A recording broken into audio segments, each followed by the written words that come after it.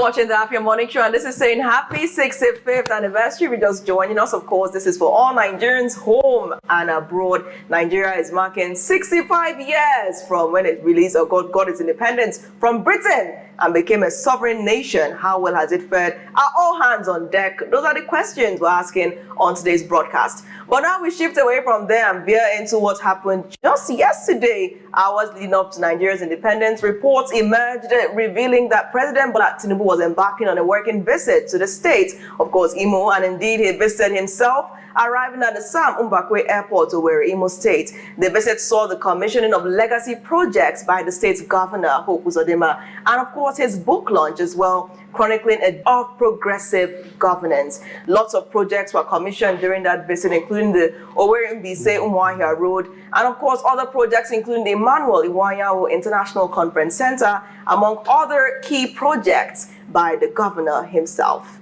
Nnamdi is still here, and of course we still have Barrister Wabuko assessing all of this. The presidential visit to Imo State. This would be the president's third visit to the southeast. First was Enugu, then it was followed by Anambra, and now Imo, and we're hearing that Afia will be on Friday as well, and probably Ebonyi anytime soon. Isn't it? Yeah, that's right. Yeah, I think he's been to almost every all the eastern states apart from now just Ebonyi and other states. Yes, yes. So essentially, what's your assessment now, beginning from the build up to this? So we saw the governor, Hope Uzodimma, and of course his entourage, expecting projects ahead of this visit. So there were increased state-level preparations. Then before the visit as well, a notice emerged from the government telling all traders to ensure that their shops were shut on the day of the president's visit. And in fact, they should come out and welcome the president as opposed to carrying on with their regular business activities. Barrister Wabuko, let's start from that directive. Do you find it a bit odd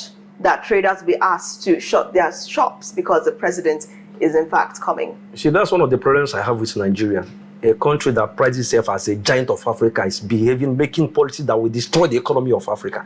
Do they know what the Imo State government lost by having those traders shutting down their shops for a day, grinding economic activities in the state because a president is coming to cut ribbons over projects that we know in the next couple of weeks will collapse? That was what happened during Rocha Sokorocha. He was commissioning projects everywhere. Where are those projects? So all those things, how does it translate to the masses, to the poor masses of Imo State? So as long as I'm concerned, it wasn't a very good economic thing to do because the Imo State government lost millions in a day because the president is coming to do what doesn't even concern the trader in the streets. Because as long as I'm concerned, Imo State as a people and the Imolites lost good money by that directive. Why are they shutting down the shops? Those traders, what are they coming to do? To wave bye-bye to him as the governor used to wave whenever the president is traveling. So I don't understand. The president came on a working visit. It's an in-house thing that he does with the government, the managers of the government, not for people who are doing businesses. People lost money because the president is coming to cut ribbons. Who does that? You actually reckon the economy of your state, and you are, at the end you will regale us with tales, unfounded tales and blatant bare-faced lies that you are proving the economy of the state. So it's not worthwhile. It's not the right thing to do. So what they actually succeeded in doing is to make people to lose money because the president came to Imo State. It is not sustainable. That's not how to run a country. I mean, quite ironic. We also saw reports emerging from the government quarters as well, saying that sit-at-home has grinded to a halt in Imo State. But then again, another seeming legal shutdown was imposed on the traders. Oji, go ahead. Okay, let's move over to the book. Launched 1 decade of progressive governance. Chronicling APC's 10 years of achievement. Is this a scholarship, a self-promotion, or literally party propaganda? Well, first of all, let me just quickly explain the shutting down of the shops. I know everybody finds it a bit strange at press conference, but you see, you have to understand that this is a lot of the people at the helm of the APC now coming from Lagos. In the southwest, they have what they call Babaloja and Yaoloja. These are the heads of the markets. And what usually happens in places like Lagos and Ogun is that the president, like President Bola Ahmed Tinubu was former governor of Lagos. When he was coming to Lagos, all the Babalojas and Yaolojas, under the instruction of the Yaoloja general, who is the president's daughter, shut down all markets, and all traders were told to come out, and anybody who did not come out to welcome him. In fact, some kind of retribution was taken out against them. by agents of Baba Olojas and Iya Olojas in the markets. So what has happened is that this culture of this political eye service, forcing civil servants and traders to shut down because they have that culture of Baba Oloja, Iya Oloja, because you have Yalo Day again in the cabinet. In Yoruba tradition, the heads of markets are very important in the cabinet. In the East, trade is not something a monarch holds by the throat. So it's very, very weird for an Eastern man that all shops should be shut. So it's perfectly normal in the Southwest. And now the culture, because a lot of them are at the helm of the APC now, the culture has been imported into the APC. That's why you saw what happened in Imo happening. But about the book, look, the first thing that confused me was it's called The Decade of Progressive Governance. Now, constitutionally, there's no governor that can be a governor for 10 years in Nigeria, and a decade is 10 years. So really, I don't understand the title. A decade is 12 years. No, a decade is 10 years. 10 years. Yes, and the most a governor can do is 8 years. Right. Yeah. So I don't understand why it's called a decade of progressive. Maybe you should have done it close to a decade of So, progressive and the title threw me off guard. Like, okay, I'm really interested in reading what's in the book, and I'm not being sarcastic.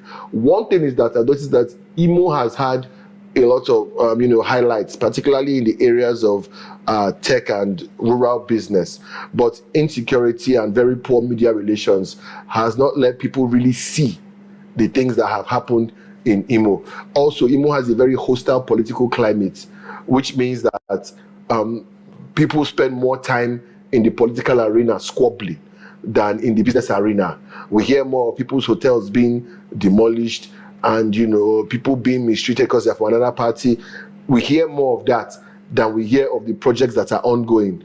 You go to Imo today, what's going on? Oh, airport workers are on strike. Oh, tomorrow EDC workers are on strike. Oh, tomorrow they demolished EDC in Olu. Oh, tomorrow they beat up the chairman of the Nigerian Labour Congress. Oh, so it seems as if Imo just has only, because bad news comes out for free, good news has to be deliberately put out. And since Imo is not deliberately putting out the good news, the bad news that comes out free of charge is readily available. So maybe the book will give us insight into those things that we've not been able to see. How can the book give insight to those things when it was entitled A Progressive Governance? 1 decade of progressive governance. I don't think we will be seeing all those cited right there in the. I mean, if it's called executive progressive governance, I'm expecting that what is in there are things he considers achievements that his government has done. Portfolio, yeah. So, and it's something maybe because I know I've talked about Imo State sometimes, and people are like, this is happening there, and if you're not really like me going out to seek for business and economic news, you wouldn't know.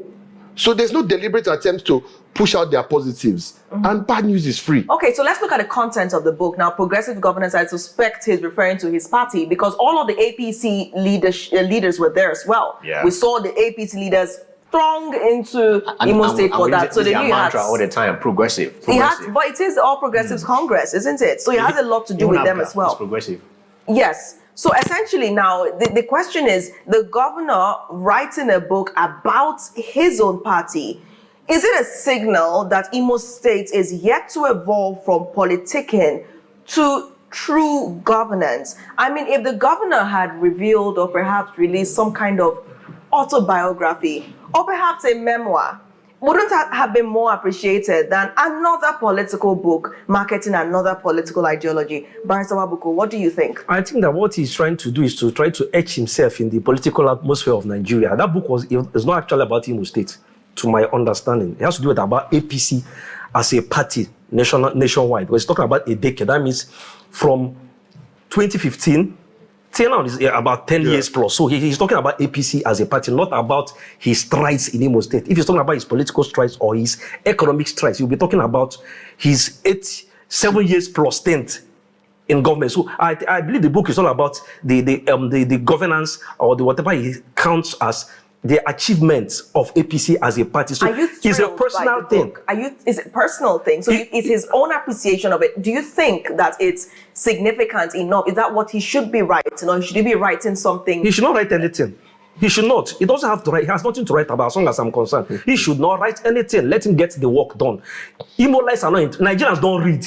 What Nigerians do is that Nigerians see what is on ground. We don't read.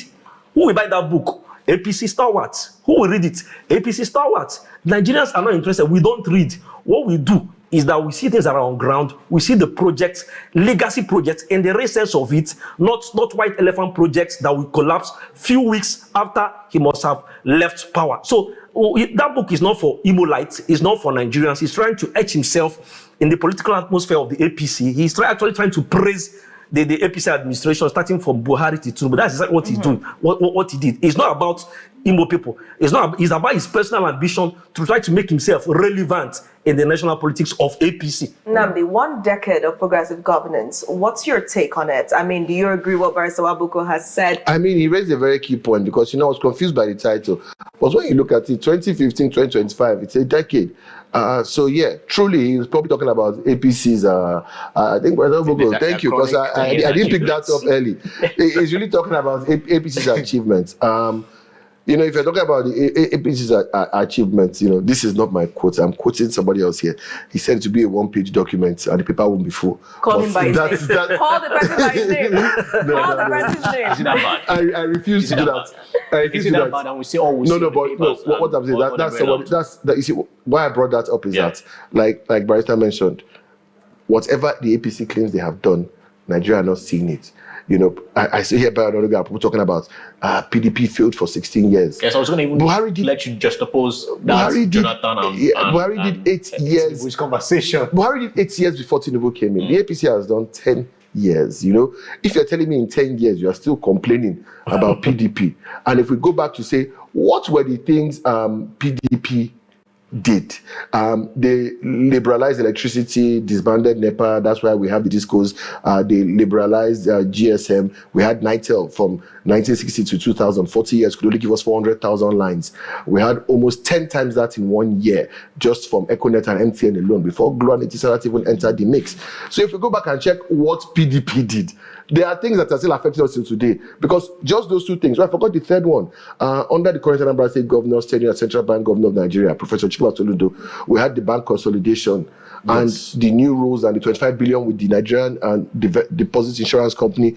Because before that, we used to have failed banks every AK market day and people losing everything. Omega Trust Bank, Fountain Trust Bank, Savannah Bank, the list of banks, Citizens Bank, Bond Bank, all sorts of banks came and vanished. So PDP secured Nigeria financially, telecommunication, and the last one I mentioned was power supply. So you look at these three things that they moved to the private sector, and these are the backbone of the economy till today: finance, communication, and power.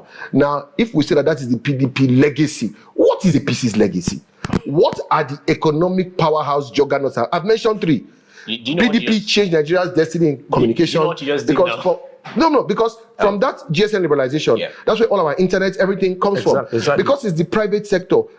Just imagine this: 40 years, Nigeria could only give 400,000 lines. 400,000.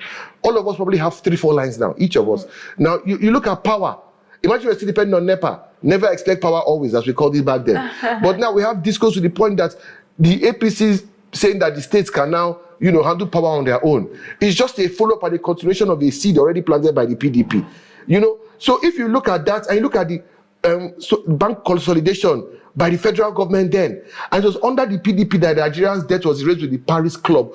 All this external reserve that they are filling up now, it was depleted by their same APC. But in the time of, Obasanjo, Yaradua, Jonathan, we had solid, even NAFDAC of today. Yes. The legacy of that was under the PDP, Dora Kinyuli. Yes. All right. So one more thing, every international policy they are using, National Economic Summit Group, that was Frank Wike Jr.